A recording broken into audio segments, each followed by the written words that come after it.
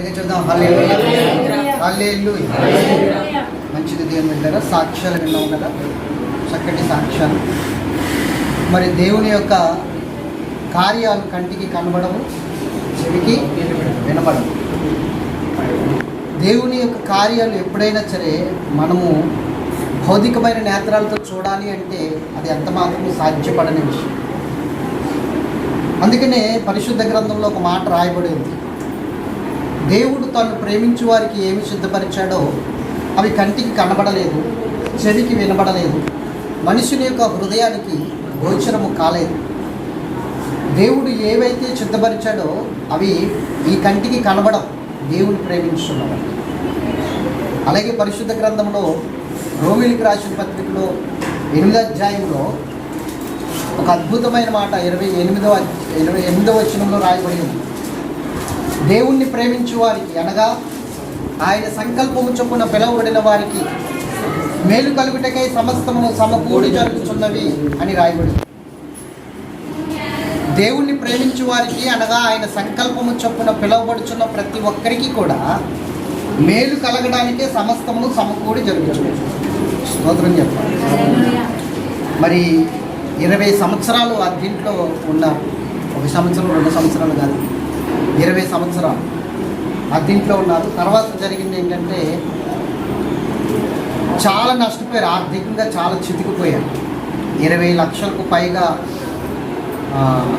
ఆస్తి నష్టం జరిగింది, అంటే అప్పులు పాలైపోయాయి.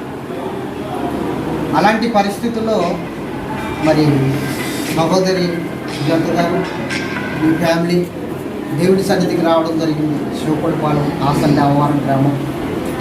శివకొడిపాలెం మంగళవారం ఆదివారం పగలు అక్కడ పెడతాం. ఆసన్ దేవవారం గ్రామంలో శుక్రవారం పగలు ఆదివారం నైట్ పెడతాం. ప్రతి ప్రార్థనకి హాజరవుతారు ఈ కుటుంబ సభ్యులు. ఏ ప్రార్థనకి మిస్ కారు.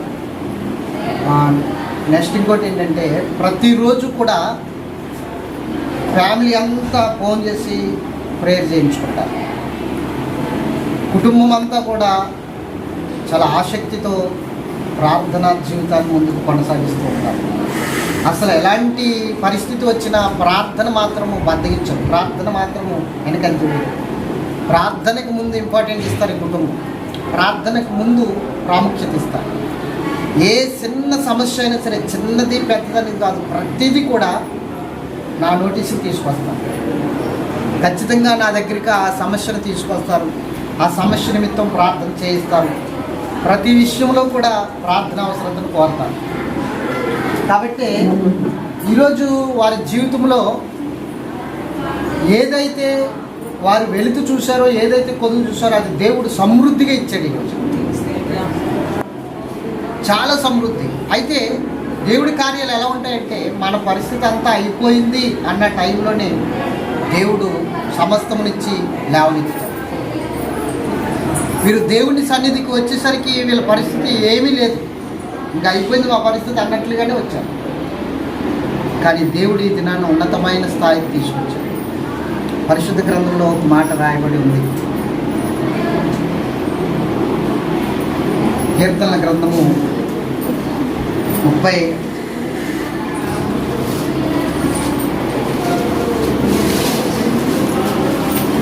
కీర్తనల గ్రంథము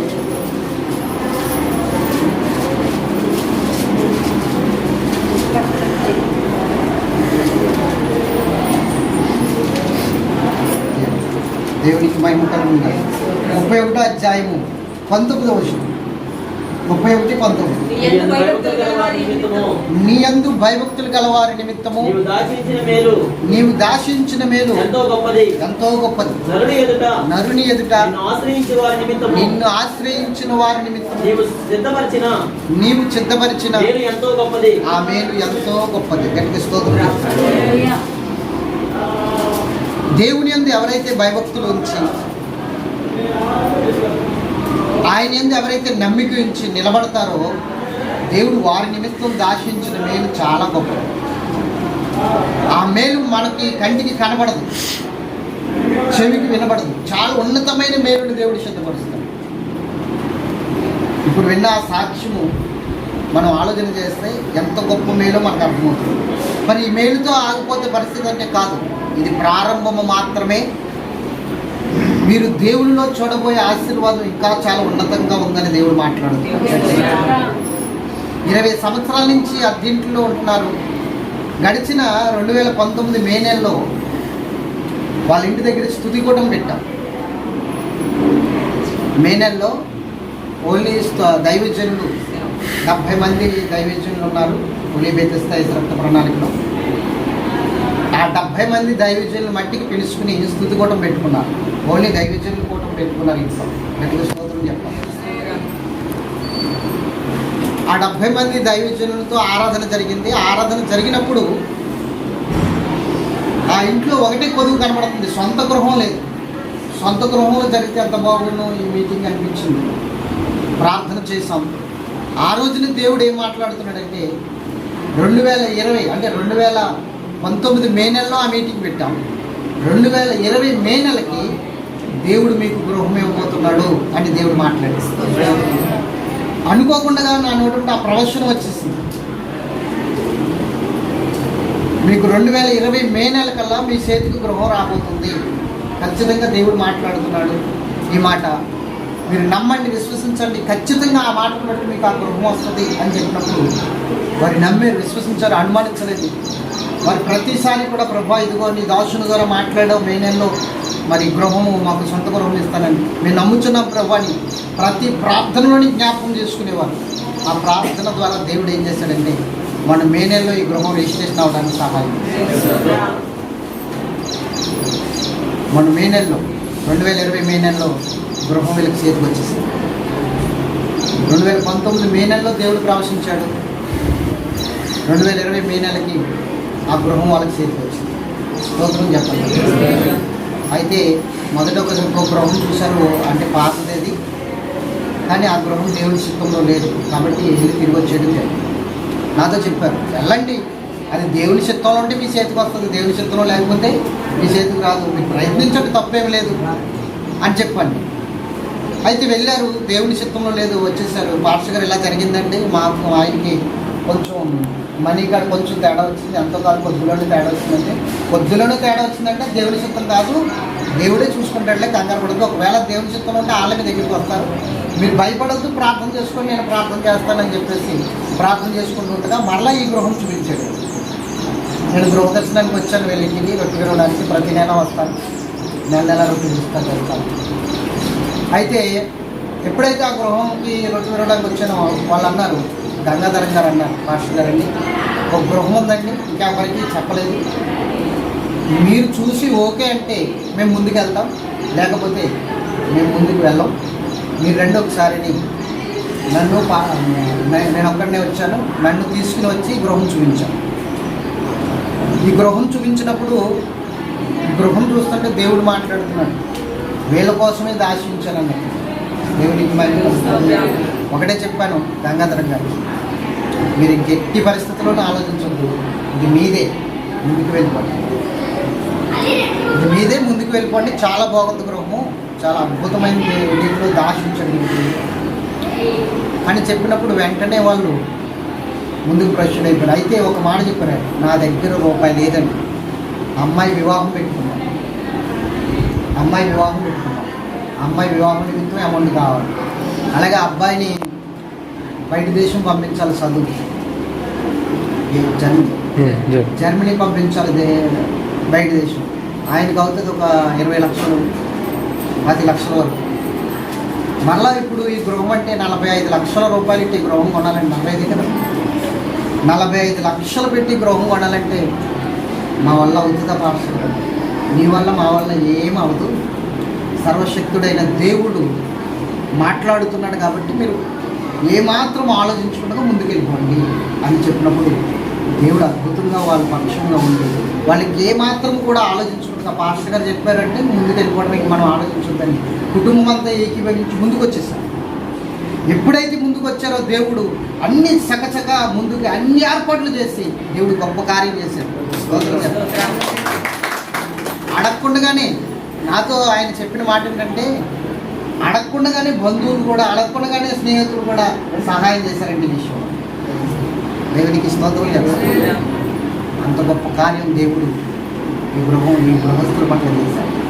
ఈరోజు ఈ గృహస్థులు ఎంతో సంతోషంగా ఆనందంగా మరి గృహప్రవేశం చేస్తున్నారంటే దీనికి మూల కారణం దేవాది దేవుడు. ఈ మహిమ, ఈ ఘనత, ఈ ప్రభావం అంతా దేవునికే చెందునుగా. ఏ మానవునికి కానీ ఏ నరునికి కానీ ఈ ఘనత చెందకూడదు. ఈ ఘనత అంతా దేవునికే కలుగునుగా. దేవునికి మహిమ కలుగు. ఆయన చేసింది ఇదంతా ఆయన చేసింది. కాబట్టి దేవుని బిడ్డారా, ఆయన్ని నమ్మిన వారు ఏమాత్రము చిక్కుపరచబడరు. ఆయన నమ్మిన వారు ఎంత మాత్రము కూడా అవమానపరచబడరు. ఆయన ఒకటే అన్నాడు, నా యందు విశ్వాసం ఉంచేవాడు ఎవడనో చిక్కుపరచబడడు. ఎక్కడ పడిపోయావో, ఎక్కడ నీకు అవమానమో, ఎక్కడ నీకు సిగ్గో అక్కడ లేవనెత్తుతాడు నా దేవుడైన యేసు. నా దేవుడైన యేసయ్య అక్కడే నిన్ను లేవనెత్తుతాడు. ఉన్నతమైన స్థితిలో నిన్ను ఉంచి, ఎవరు నిన్ను చూసి వేలన చేశారో, ఎవరు నిన్ను చూసి అవమానపరిచారో, ఎవరు నిన్ను చూసి తలను ఊపి పెదాలు విరిచారో వారే చిక్కుపడేటట్లు చేసి నిన్ను ఉన్నతమైన స్థానంలో, అంత ఉన్నతమైన ఆత్మీయ శిఖరాల మీద నిన్ను నిలబెట్టడానికి సిద్ధంగా దేవుడు అంటే మాట చెప్పాడు. ఎక్కలేని ఎత్తైన కొండల మీదకి నేను ఎక్కిస్తాను. నువ్వు ఎక్కలేవు, నీ శక్తి వలన, నీ బలము వలన, నీ జ్ఞానం వలన, నీ వల్ల కాదు. కానీ ఆ ఎత్తైన కొండ మీద నేను ఎక్కిస్తానని ప్రభు మాట్లాడు. ఎక్కిస్తాడు. ఎప్పుడైతే నువ్వు ఆయన యందు విశ్వాసంతో ఉంటావో, ఎప్పుడైతే ఆయన యందు నమ్మికతో ఉంటావో, ఖచ్చితంగా నువ్వు ఎక్కలేనంత ఎత్తైన కొండ మీదకి ఆయన ఎక్కించి నిన్ను నిలబెడతాడు. దేవుడు బిడ్డారా, దేవుడు చేసే కార్యాలు చాలా అద్భుతంగా ఉంటాయి, కానీ మనకు అవి కనపడవు. మన వెనకాల జరుగుతూ ఉంటాయి, అవి మనకు కనపడవు. స్తోత్రం చెప్పండి. ఇక్కడ ఏమంటున్నాడంటే, నీ యందు భయభక్తులు గలవారి నిమిత్తము నీవు దాచించిన మేలు, దేవుని యందు ఎవరైతే భయభక్తులు ఉంచుతున్నారో వారి నిమిత్తం దాచించిన మేలు కంటికి కనపడకుండా జరుగుతుంది. ఇప్పుడు మీకు ప్రస్తుతం జరగకుండా శోధనలో ఉండొచ్చు, కష్టంలో ఉండొచ్చు, కానీ ఒక్కటే విషయం, మీరు శోధనలో ఉన్నప్పటికీ, కష్టంలో ఉన్నప్పటికీ దేవుని యందు నమ్మిక మాత్రం ఉంచాలి. దేవుని యందు నమ్మిక మాత్రం ఉంచినప్పుడు ఖచ్చితంగా ఆ నమ్మిక చొప్పున మీకు దాచించిన మేలు మీ ఎదుటికి తీసుకొచ్చి పెడతాడు నా తండ్రి అయిన దేవుడు. మీ ఎదుటికి తీసుకొచ్చి పెడతాడు. దానికి ఒక సమయం ఉంటుంది, దానికి ఒక సందర్భం ఉంటుంది. ఆ సమయం సందర్భం వచ్చినప్పుడు ఖచ్చితంగా మీ కొరకు ఏదైతే ప్రభు దాచించాడో అది మీ ముందుకు తీసుకొచ్చి పెడతాడు. అందుకని వాక్యంలో రాయబడి ఉంది, ఈ నిరీక్షణ మనలను సిగ్గుపరచదు అని రాయబడి. ఈ నిరీక్షణ మనలను సిగ్గుపరచదు. నువ్వు దేవుని అందించిన నిరీక్షణ ఎప్పటికీ సిగ్గుపరచబడదు. ఎందుకంటే మనుషుల్ని నమ్మితే నువ్వు సిగ్గుపడవలసిన పరిస్థితి వస్తుంది. పొలిటికల్ నాయకులను నమ్మితే నువ్వు సిగ్గుపడవలసిన పరిస్థితి వస్తుందేమో. కానీ దేవుడిని నమ్మిన వాడు ఎవడును ఇప్పటి వరకు సిగ్గుపరచబడలేదు. పాడైపోయిన స్థితిలో ఎవడును లేడు. గట్టిగా స్తోత్రం చెప్పాలి. దేవుడిని నమ్ముకున్న వాళ్ళు చాలామంది ఉన్నారండి, వాళ్ళు ఎవరు కూడా బాగుపడలేదండి ఇప్పటి వరకు చూసాము. వాళ్ళు అంతంత మాత్రంగానే ఉన్నారంటే నేను ఒకటే చెప్తాను, ఎవరి క్రియలు చొప్పున వారికి ప్రతిఫలం దేవుడు ఇస్తాడు. నేను దేవుడిని నమ్ముకున్నానని నా బ్రతుకు మార్చుకోకుండా ఉంటే ఎలా కుదురుతుంది? బ్రతుకు మార్చుకోవాలి కదా. స్తోత్రం చెప్పాలి. యేసుక్రీస్తుని విశ్వసించిన తర్వాత మొట్టమొదటిగా మన బ్రతుకు మారాలి, మన జీవితం మారాలి. మనము మన ప్రాణాత్మ దేహములతో ప్రభువుకి సరెండర్ అయిపోవాలి. ఎప్పుడైతే మన ప్రాణాత్మ దేహములతో ప్రభువుకి సరెండర్ అయిపోతామో, ఆయనకి అంకితమవుతామో, అప్పుడు దేవుడు సమస్తమును చూసుకుంటాడు. గట్టిగా స్తోత్రం. మీకు బాగా అర్థమవడానికి, బ్రదర్ ఈ గృహం చూసుకున్నారు, అడ్వాన్స్ ఇచ్చారు, వీరిది అయిపోద్దా? అవదు. అడ్వాన్స్ ఇచ్చినంత మాత్రాన అయిపోద్దా? వాళ్ళు అగ్రిమెంట్ రాసుకుంటారు, పలానా టయానికి మీరు రిజిస్ట్రేషన్ చేయొచ్చు, లేదంటే ఈ అగ్రిమెంట్ క్యాన్సిల్ అవుతుంది, మీరు ఇచ్చిన అడ్వాన్స్ తిరిగి ఇవ్వబడదు అంటారా లేదా? అయితే ఎప్పుడు సొంతం అవుతుంది ఈ గృహము? వీళ్ళకి అగ్రిమెంట్ ప్రకారంగా ఆ రిజిస్ట్రేషన్ చేయించుకున్న తర్వాతే అప్పుడు వీళ్ళ గృహము అవుతుంది. అడ్వాన్స్ ఇచ్చినంత మాత్రాన వీళ్ళ గృహము. అలాగే ఈరోజు చాలామంది ఏం చేస్తున్నారంటే, ప్రభు సన్నిధికి వస్తున్నారు, వెళ్తున్నారు, కానీ ప్రభు సన్నిధిలో వారు పూర్తిగా ప్రభువుని అంగీకరించి వారి జీవితాన్ని ప్రభు చేతిలో పెట్టలేకపోతున్నారు. ప్రభు బిడ్డలుగా మారలేకపోతున్నారు, దేవుని బిడ్డలుగా పూర్తిగా మారలేకపోతున్నారు. ఏదో ఆదివారం మట్టికి, లేకపోతే ఫాస్టింగ్ ప్రేయర్స్, అలాగే శుక్రవారం శనివారం ఏమన్నా ప్రార్థన ఉంటే వెళ్ళడం మట్టికే, కానీ పూర్తిగా దేవుని విశ్వసించి దేవుని యందు నమ్మికతో నిలబడి ఆయన మీద ఆనుకునే జీవితానికి రాలేకపోతున్నారు పూర్తిగా. కానీ ప్రభువుని విశ్వసిస్తే ఎలా ఉండాలి అంటే, లోకంలో నుండి వేరు చేయబడి ప్రత్యేకించబడి దేవుని బిడ్డగా బ్రతకడానికి ఇష్టపడితే, ఆయన బిడ్డగా ఎప్పుడైతే నువ్వు అంగీకరించబడ్డావో, ఎప్పుడైతే నువ్వు మారావో, అప్పుడు ఆయన ప్రాపర్టీ అయిపోతున్నావు. పూర్తిగా ఆయన ప్రాపర్టీ అయిపోతావు. ఇంకా ఆయన చేతిలోకి వెళ్ళావు కాబట్టి, ఇంకా ఆయన బిడ్డగా మారావు కాబట్టి, ఇంకా ఆయన ఆస్తి నువ్వు కాబట్టి, ఇంకా ఆయనే కాపాడుకుంటాడు. నీకు స్తోత్రం చెప్పండి.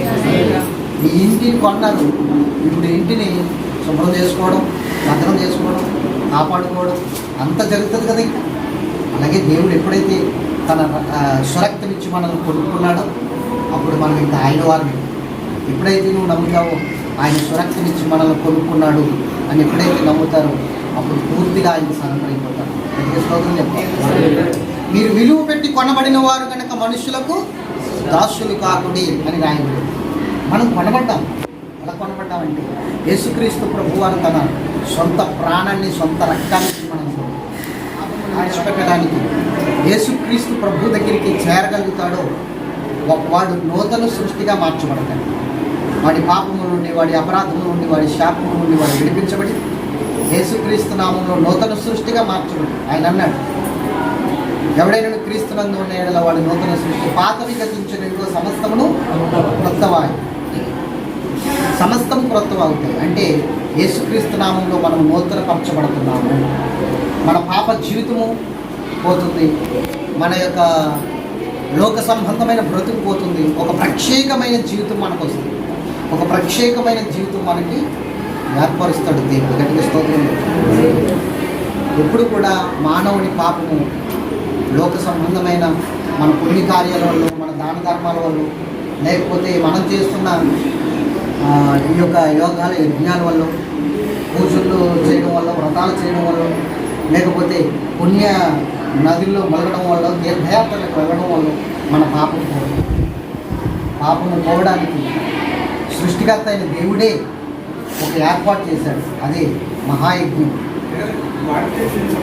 ఆ యజ్ఞాన్ని 2000 సంవత్సరాల క్రితము ప్రపంచ నడిబొడ్డు అయిన, ప్రపంచమంతట్లో మయంగా ఉన్న యెరూషలేము పట్టణంలో ప్రభు అయిన దేవుడు ఆ కార్యాన్ని జరిగించాడు. ప్రపంచానికే నడిబొడ్డులో ఉంది యెరూషలేము పట్టణం. కాబట్టి ఆ భూమికి నడిబొడ్డులో ఉన్న ఆ యెరూషలేము పట్టణంలో దేవాది దేవుడు, సృష్టికర్త అయిన దేవుడు వచ్చి మొత్తము ప్రపంచంలో ఉన్న ప్రజలందరి కొరకు ఆయన రక్తం ఒలికించి, మరణించి, సమాధి చేయబడి 3వ దినాన్ని తిరిగి లేచాడు. ఎవరైతే యేసు ప్రభుని విశ్వసించాలనుకుంటున్నారో వారు ఒకటే చెయ్యాలి. ఏమిటంటే, ఆయన నా కొరకు వచ్చాడు, నా కొరకు చనిపోయాడు, నా కొరకు మరణించి సమాధి చేయబడి 3వ దినాన నా కొరకు లేవనెత్తబడ్డాడు అని నువ్వు నమ్మితే నీవు కూడా యేసుక్రీస్తు నామములో నీ పాపాలను పోగొట్టుకోగలవు. గట్టిగా స్తోత్రం. ఇది విశ్వాస సంబంధమైన యాత్ర. చెప్పండి, విశ్వాస సంబంధమైన ఆ స్థితికి ఈ కుటుంబం వచ్చింది కాబట్టి ఈరోజు దేవుడు వీరిని దీవించి ఆశీర్వదించాడు. గట్టిగా స్తోత్రం చెప్తాను.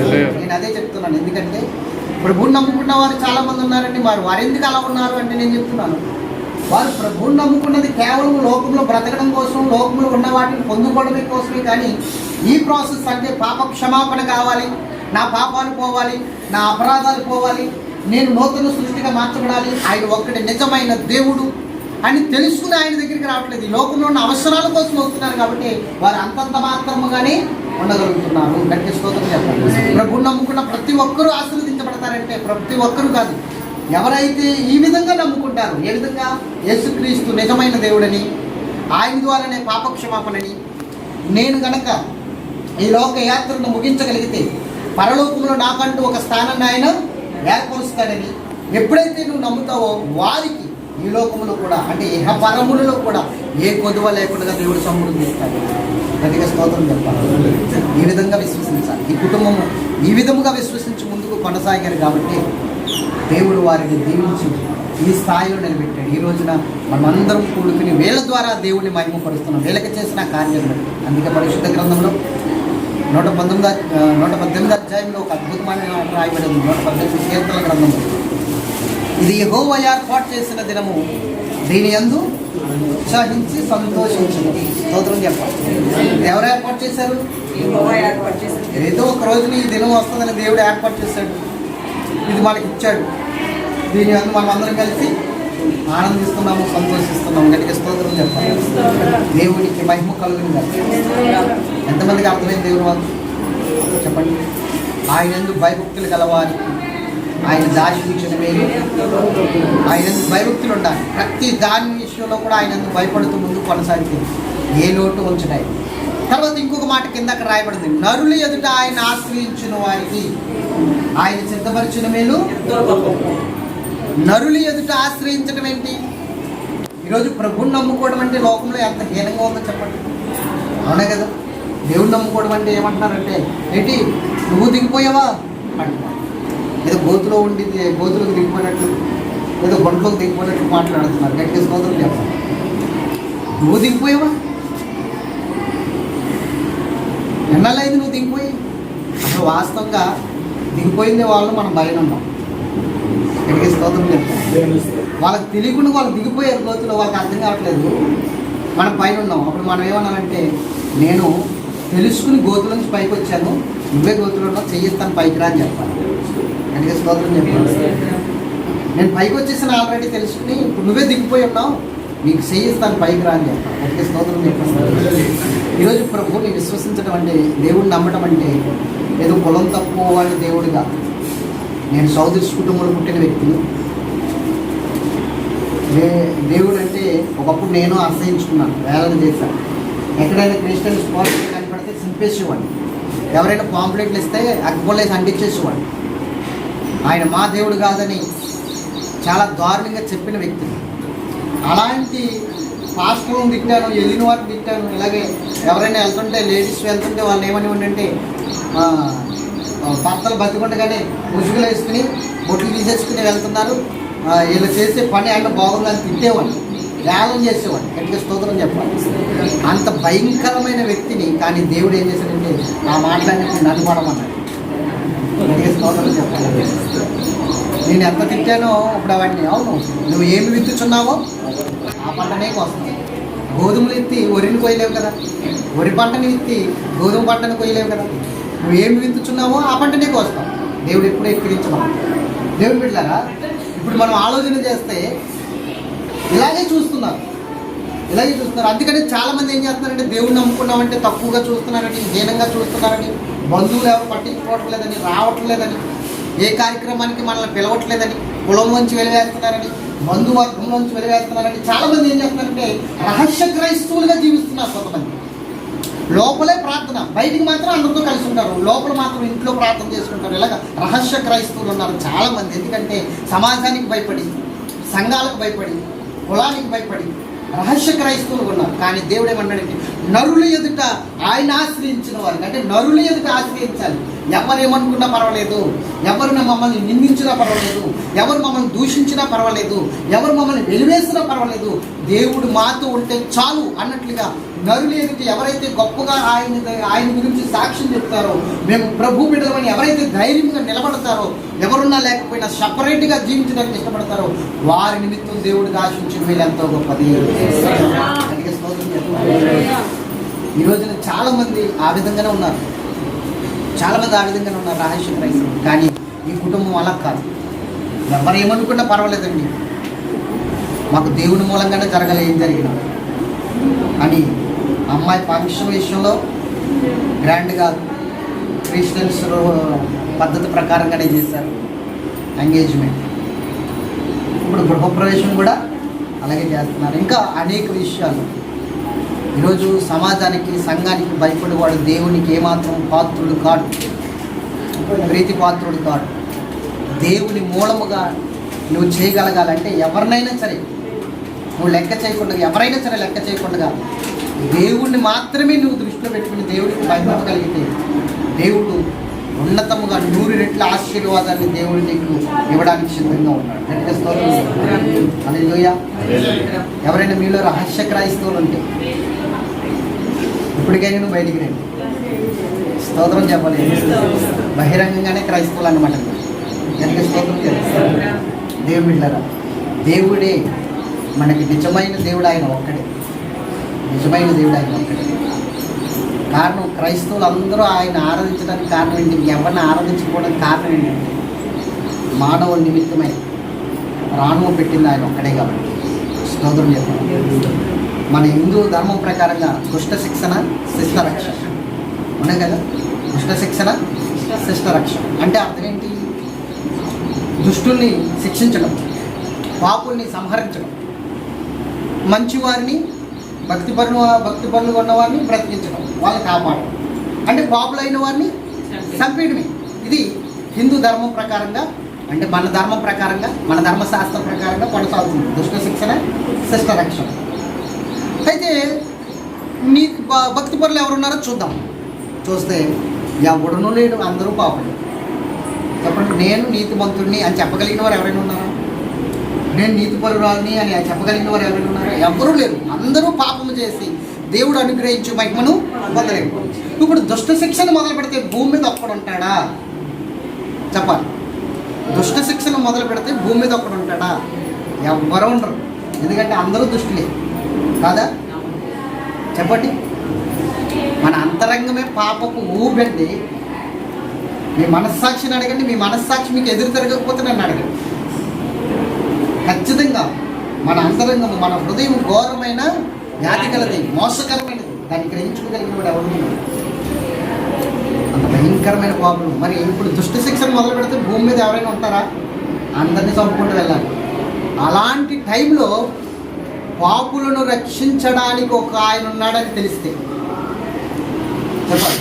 ఈ పక్కనేమో పాపులను సంహరించడానికి కత్తి వచ్చేస్తుంది, ఈ పక్కనేమో పాపుల్ని రక్షిస్తానని రెండు హస్తాలను చాసుకుని ఒక ఆయన ఉన్నాడు. ఇప్పుడు దేనికి లోపడతారు? కత్తికి లోపడతారా? ప్రేమకు లోపడతారా? నువ్వు బ్రతకాలంటే దేనికి లోపడాలి? ప్రేమకు లోపడాలి. లేకపోతే కత్తి మనం తరుముతుంది. గట్టిగా స్తోత్రం. ఈ కత్తి మనం తరుముతుంది. ఆ కత్తికి దొరకకుండా ఉండాలంటే ఇదిగో పాపులను పిలవవచ్చు తిని, పాపులను ప్రేమించి తిని, పాపుల కొరకే నా ప్రాణము పెడుతున్నాను, వారిని నీతిమంతులుగా చేస్తానన్న ప్రేమ కలిగిన పిలుపుని పెడసెవిని పెట్టకుండా ఆ పిలుపుని కనుక నువ్వు లక్ష్య పెడితే ఆ ఖడ్గాన్ని తప్పించుకుని ఈ జీవములోనికి వస్తావని దేవుడు మాట్లాడుతున్నాడు. మీకు బాగా అర్థమవడానికి ఒక చిన్న ఉదాహరణ, ఒక కథ చెప్తాను. మన అందరికీ తెలిసింది, చిన్నప్పుడు చదువుకున్న మనం అందరం. శిబి చక్రవర్తి ఎంతమందికి తెలుసు? శిబి చక్రవర్తి తెలుసుగా. ఒక రోజున ఒక పావురము చాలా కంగారుగా ఎగురుకుంటూ వస్తుంది. దాని వెనకాల ఒక డేగ దాన్ని తరుముకుంటూ వస్తుంది. ఒక డేగ తరుముకుంటూ వస్తుంది. డేగకి ఆహారము పావురం. ఇలా తరుముకుంటూ వస్తూ ఉండగా శిబి చక్రవర్తి దగ్గరికి వెళ్ళి అభయం కోరింది పావురం. శిబి చక్రవర్తి దగ్గరికి వెళ్ళి అభయం కోరినప్పుడు శిబి చక్రవర్తి దానికి అభయం ఇచ్చాడు. భయపడద్దు, నేను చూసుకుంటానని ఒక అభయం ఇచ్చాడు. అభయం ఇచ్చిన తర్వాత ఈ డేగ వచ్చి, అయ్యా అది నాకు ఆహారం, దాన్ని చంపి తిని నేను నా కడుపు నింపుకోవాలని దేవుడు చెప్పాడు. అది నా ఆహారం, దయచేసి నా ఆహారాన్ని నాకు ఇవ్వండి అని శిబి చక్రవర్తిని ఈ డేగ అడిగింది. లేదు, నేను దానికి మాట ఇచ్చాను, అభయం ఇచ్చాను, దాన్ని నేను నీకు ఆహారంగా ఇవ్వను, దాన్ని చంపడానికి నేను ఒప్పుకోను అంటే, అయితే నాకు అన్యాయం చేస్తారా? నేను ఆకలితో చచ్చిపోవడం మీకు ఇష్టమా? నాకు కూడా ప్రాణ నష్టం జరగకుండా చూడండి, నాకు కూడా సహాయం చేయండి అన్నప్పుడు వెంటనే శిబి చక్రవర్తి పావురమును ఒక త్రాసులో పెట్టి, అది ఎంత బరువు ఉందో అంత బరువు నా మాంసంలో, శరీరంలో మాంసం పోషిస్తాను, తిని నీ ఆకలి తీర్చుకోవాలి. మీకు అర్థమవుతుందా? స్తోత్రం చెప్పాలి. ఒక త్రాసును తీసుకొచ్చాడు. త్రాసు అనగా తక్కిడ. ఆ తక్కిడిని తీసుకుని వచ్చినప్పుడు ఆ తక్కిట్లో ఒక పక్కన పావురం పెట్టాడు, ఒక పక్కన తన మాంసం కోసి పెడుతున్నాడు. అలా చూస్తూ ఉండగానే మొత్తం అతనే కూర్చుంటేనే కానీ ఆ పావురం బరువుకి సరిపడదు. ఇప్పుడు మనం అర్థం చేసుకోవాల్సిన విషయం ఏంటంటే, పావురము లోకముతో సమానం, లోకస్తులతో, లోకంలో ఉన్న ప్రజలతో సమానం. ఈ శిబి చక్రవర్తి, తన మాంసాన్ని ఇచ్చిన శిబి చక్రవర్తి యేసుక్రీస్తు ప్రభువుకి సాదృశ్యం. నేను చెప్తున్నాను ఈ మాట, ఇది ఎక్కడ రాసలేదు, సాదృశ్యం నేను చెప్తున్నాను. స్తోత్రం చెప్పాలి. ఆ డేగ మనం చేసిన పాపాలకే మనల్ని తరుముకుంటూ వస్తున్న మరణానికి సాదృశ్యంగా ఉంది. పాపము ద్వారా వచ్చు జీతము మరణం. ఆ మరణానికి సాదృశ్యంగా ఆ డేగ కనపడుతుంది. ఆ మరణానికి పాపులమైన మనకిని మయంగా యేసు ప్రభు వచ్చి నిలబడ్డాడు. ఈ రోజు ఆయనే మన పాపాలకి ప్రాయశ్చిత్తంగా ఆయనే నల్లగొట్టబడ్డాడు. ఆయనే చనిపోయాడు, మనల్ని బ్రతికించాడు. మరణము ప్రతి ఒక్కరికి ఉంది, కానీ నేను చెప్తున్నది రెండో మరణం. అంటే మనం ఈ లోకంలో చనిపోయిన తర్వాత ఈ దేహం చనిపోతుంది, కానీ ఆత్మకు సావచ్చు. ఈ ఆత్మ నరకంలో పడిపోవలసిందే. మనకు కనుక ఈ లోకంలో ఉండగా సరైన నిర్ణయం తీసుకుని మన సృష్టికర్త ఎవడో తెలుసుకుని ఆ సృష్టికర్తను విశ్వసించుకోకపోతే మనం చనిపోయిన తర్వాత ఖచ్చితంగా ఈ ఆత్మ నరకానికి వెళ్తుంది. ఖచ్చితంగా వెళ్తుంది. అక్కడ అగ్ని ఆరదు, పురుగు సావు. దీన్ని రెండో మరణం అన్నారు. మనిషి ఒక్కసారి జన్మిస్తే 2 సార్లు చావాలి, కానీ మనిషి 2 సార్లు జన్మిస్తే ఒక్కసారి సావాలి. మీకు అర్థమైందా? కొంచెం కన్ఫ్యూజ్గా ఉంది కదా. మనిషి ఒక్కసారి జన్మిస్తే ఖచ్చితంగా 2 సార్లు చావాలి. ఒక్కసారి జన్మించడం అంటే తల్లి గర్భాన్ని పుట్టినది ఒక్కసారి జన్మ. అప్పుడు మామూలు మరణం ఉంది, తర్వాత రెండో మరణం కూడా ఆత్మ ద్వారా 2 మరణం.